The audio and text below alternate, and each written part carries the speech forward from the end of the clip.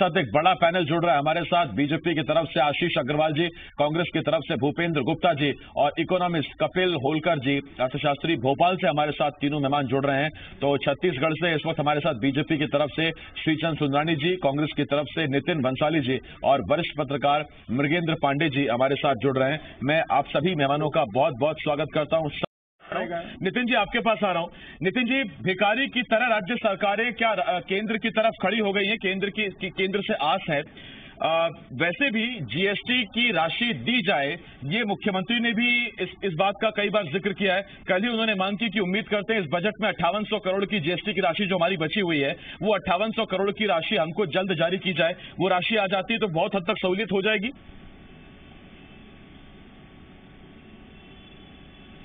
बिल्कुल सहूलियत होगी और हमारे हिस्से का पैसा है भाई। हम कोई भीख नहीं मांग रहे हैं। राज्य सरकार के हिस्से का पैसा है जीएसटी का, वो इन्होंने रोका हुआ है। किसी भी तरीके से देखिए, छत्तीसगढ़ के संदर्भ में बात करूंगा तो बजट में, केंद्रीय बजट में छत्तीसगढ़ की जरूरत की चीजों को अनदेखा किया गया है और कहीं न कहीं ये जीएसटी के जो 5600 करोड़ रुपए जो लेने का छत्तीसगढ़ राज्य को केंद्र से लेने का, इसके बारे में भी कोई जिक्र नहीं है। मैं बता दूं कि मनरेगा के बारे में बजट में कहीं जिक्र नहीं है। ये बजट खुले तौर पर देखें तो जो 5 राज्यों में चुनाव है उसका घोषणा पत्र मुझे ज्यादा नजर आता है। न महंगाई के नियंत्रण पे कोई इस बजट में बात की गई है, न रोजगार के बारे में कोई बात की गई है। सिर्फ हेल्थ सेक्टर में बार बार कह रहे हैं कि बजट बढ़ाया गया है। तो मैं आपको बता दूं कि आज भी कुल बजट का 1%, जीडीपी का 1% ही हेल्थ में बढ़ाया गया है। चाहते तो ये इसको और भी बढ़ा सकते थे। इसके अलावा किसानों के विषय में हम देखें तो किसानों के विषय में एमएसपी की गारंटी का ऐसा कोई भी उल्लेख इस बजट में नहीं है और पूरा बजट कहूं तो निराशाजनक है और हवा हवाई है। एक लाइन है जो मुझे याद आती है इस बजट के ऊपर कि मोदी जी का चला हथौड़ा, ना बचेगी जीडीपी ना बचेगा रसोड़ा। तो आप देखिए जिस प्रकार तेजी से महंगाई बढ़ रही है, हम गैस सिलेंडर की बात करें, पेट्रोल की बात करें, डीजल की बात करें, रोजमर्रा की चीजों की बात करें, इन चीजों की वजह से, पेट्रोल और डीजल के बढ़ते दामों की वजह से महंगाई लगातार चरम सीमा पर है। इसके नियंत्रण के लिए इसमें कहीं पे भी कोई चीज नजर नहीं आती। सर, मैं आपके पास, लेकिन जब आपने ये कविता के रूप में पेश किया कि मोदी जी का चला हथौड़ा, ना बचेगी जीडीपी और ना चलेगा रसोड़ा, बीजेपी के साथी भी इस पर आपको जवाब दे सकते हैं कि मोदी जी का चला हथौड़ा, खूब बिकेंगी गाड़ियां और खूब बिकेगा पकौड़ा। एक छोटे से और आइए अब चर्चा की शुरुआत करते हैं। खास मेहमान लगातार हमारे साथ बने हुए हैं मध्य प्रदेश और छत्तीसगढ़ दोनों ही जगहों से। मध्य प्रदेश से आशीष अग्रवाल बीजेपी प्रवक्ता हमारे साथ हैं, भूपेंद्र गुप्ता कांग्रेस प्रवक्ता हमारे साथ हैं, कपिल होलकर इकोनॉमिस्ट हैं, ये हमारे साथ जुड़े हुए हैं। छत्तीसगढ़ की बात की जाए तो श्रीचंद सुंदरानी बीजेपी नेता हैं, ये हमारे साथ जुड़े हुए हैं। नितिन भंसाली कांग्रेस प्रवक्ता और मृगेंद्र पांडे वरिष्ठ पत्रकार हमारे साथ जुड़ गए हैं। श्रीचंद सुंदरानी जी, सवाल आपसे, क्योंकि अभी हाल ही में छत्तीसगढ़ की बात हुई है, कृषि मंत्री कह रहे हैं कि इस बजट में तो छत्तीसगढ़ का नाम तक नहीं लिया गया, तो छत्तीसगढ़ को लेकर ये बजट किस तरह से रहा, आपसे जानना चाहेंगे। नहीं, जिस प्रकार से हम देखें, उज्ज्वला गैस कनेक्शन के माध्यम से 8 करोड़ महिलाओं को कनेक्शन दिए गए। क्या उसका लाभ छत्तीसगढ़ को नहीं मिला? 1 करोड़ गैस कनेक्शन दिए जाएंगे उज्ज्वला के तहत, उसका लाभ हमको नहीं मिलेगा। स्वास्थ्य सेवाओं में 1.37% की बढ़ोतरी हुई है, क्या उसका लाभ हमारे छत्तीसगढ़ को नहीं मिलेगा? लघु एवं सूक्ष्म उद्योग के लिए राशि दोगुनी की गई है, तो क्या यहाँ के लघु और सूक्ष्म उद्योगों को बढ़ावा नहीं मिलेगा? रोजगार के अवसर अगर देश में बढ़ेंगे तो हमारे यहाँ बढ़ेंगे। रेलवे को 1,10,000 करोड़ रुपए दिए गए, तो रेलवे रोजगार के कितने अवसर बढ़ेंगे? तो उसमें भी ये सवाल अपने आप में एक बड़ा है अकेला और अस्पष्ट है कि कितने रोजगार मिलने वाले हैं। इस बजट में इसको लेकर कोई जिक्र नहीं है, बस ये कहा गया है कि अवसर बढ़ेंगे। देखिए, निश्चित रूप से अगर उद्योग, छोटे उद्योगों को बढ़ावा मिलता है, कृषि को बढ़ावा मिलता है, अपने आप रोजगार के अवसर बड़ी संख्या में बढ़ते हैं। तो मैं तो ये मानूंगा कि ये रोजगार को बढ़ाने वाला बजट है, उद्योग और छोटे उद्योगों को बढ़ाने का काम करेगा। कहीं न कहीं लोकल फॉर वोकल को प्रोत्साहन मिलेगा, घरेलू उद्योगों को बढ़ावा मिलेगा, तो रोजगार के अवसर अपने आप होंगे। और मोदी जी का तो सपना है सरकारी नौकरियों के बजाय एक व्यक्ति को रोजगार दे, चाहे मुद्रा। सरकारी कंपनियों में आप जब अपना हस्तक्षेप ही नहीं रख रहे हैं तो सरकारी नौकरी कैसे देंगे आप?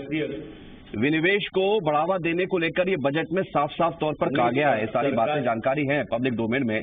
तो जब सरकारी कंपनियों में आपका हस्तक्षेप ही कम होता चला जाएगा तो फिर आप सरकारी नौकरी देंगे कैसे?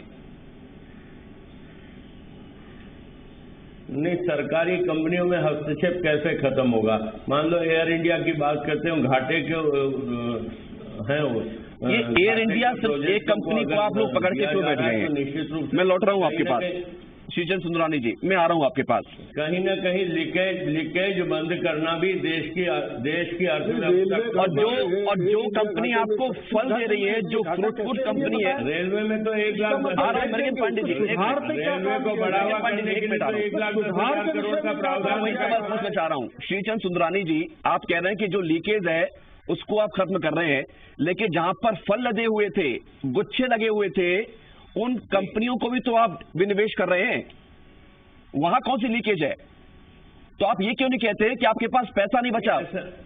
देखिए, ऐसे नितिन बंसाली जी, मैं आपकी तरफ आऊंगा। कर रही है सरकार, कुछ अलग नहीं कर रही है। निश्चित तौर पे अगर ये सिस्टम यही बचा था सरकार के पास कि अभी चूंकि पैसों की कमी है, इसमें कोई दो राय नहीं है, और देश ने एक बड़ी आर्थिक मंदी का सामना किया है कोरोना के चलते, पूरी दुनिया ने किया, इसमें भी कोई दो राय नहीं है। लेकिन नितिन बंसाली जी, क्या आपको लगता है कि ऐसे क्रूशियल टाइम में जब स्थिति पूरी दुनिया में बिगड़ी हुई हो तो हमें ज्यादा उम्मीदें नहीं रखनी चाहिए सरकार से? उम्मीदें तो इनके 7 साल में 7वां साल है, दूसरा टर्म है बीजेपी का। उम्मीदें तो कभी रखी ही नहीं, पर एक आम जनता को, देखिए राजनीतिक लोग हैं, हमको तो उम्मीद है ही नहीं। मैं आपकी बात लूंगा नितिन जी, केंद्रीय कृषि। और एक बार फिर से चर्चा की तरफ रुख करते हैं।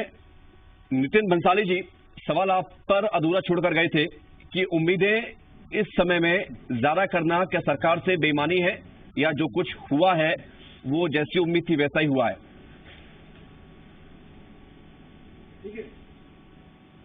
देखिए, उम्मीद करना आम जनता का काम है। हमने तो इन 7 सालों में कभी कोई उम्मीद की ही नहीं, क्योंकि उम्मीद के लायक ये लोग हैं ही नहीं।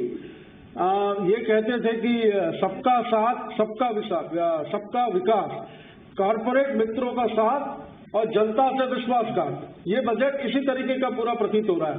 अभी आपके चैनल में मैं देख रहा था कि युवाओं से आपके संवाददाता चर्चा कर रहे थे, और जिस प्रकार युवा, भाई मैं पॉलिटिकल व्यक्ति हूं, लेकिन वो जो युवा थे वो तो राजनीतिक लोग नहीं है, वो खुलेआम कह रहे हैं, बिल्कुल साफ शब्दों में कैमरे के सामने कह रहे हैं कि बजट में रोजगार के लिए कुछ भी नहीं है, पूरा जुमला है। तो इस विषय पर सोचना चाहिए। किसान सम्मान निधि की बड़ी हम लोगों को ऐसी उम्मीद थी कि 6,000 रुपए जो किसान सम्मान निधि के दिए जा रहे हैं उसे बढ़ाया जाएगा। कहीं पे कोई जिक्र नहीं है, एमएसपी पे कोई जिक्र नहीं है, एमएसएमई का कोई ठिकाना नहीं है। और जो छोटे व्यवसाय जो लोग करते हैं, जो 10 और 20,000 रुपए का जिन लोगों ने लोन लिया था, आपको मैं बता दूं कि लगभग वो लोग लोन चुकाने की स्थिति में नहीं है और बैंकों से डिफॉल्टर घोषित किए जा चुके हैं। तो उनके लिए भी इस बजट में किसी प्रकार की कोई बात नजर नहीं आ रही है। छत्तीसगढ़ के साथ तो सौतेला व्यवहार किया ही गया है। साथ ही मोबाइल और चार्जर के दामों को बढ़ाया गया है। देखिए, लॉकडाउन के बाद जैसा एक सीन क्रिएट हुआ कि पढ़ाइयां भी ऑनलाइन शुरू हुई और सारी चीजें मोबाइल और इस पे ही केंद्रित हो गई, तो आगे भी भविष्य में कोरोना के टीकाकरण के बाद भी ये सारी चीजें एकदम सामान्य नहीं होंगी, मुझे लगता है, क्योंकि ये एक जरूरत की चीज होगी। बहुत सी चीजें यूं ऑनलाइन ही होंगी। तो ऐसी स्थिति में मोबाइल और चार्जर, इनके दामों को बढ़ाया जाना, ये भी कहीं पर उचित प्रतीत नहीं हो रहा है। इस बात को लेकर भी आम जनता में आक्रोश है। बल्कि कोई ऐसी योजना लानी थी कि छात्रों को मोबाइल फ्री में दिए जाते, क्योंकि आपने सारा सब कुछ तो ऑनलाइन कर दिया है। तो ऐसी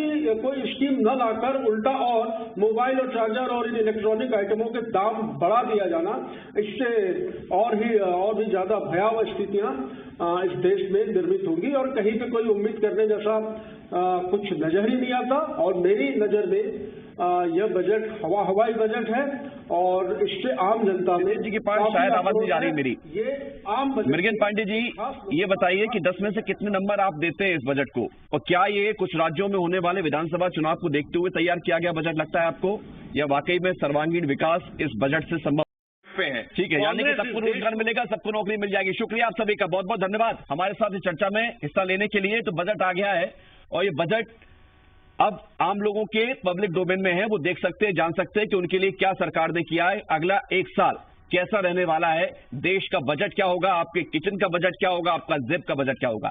छोटा सा ब्रेक है,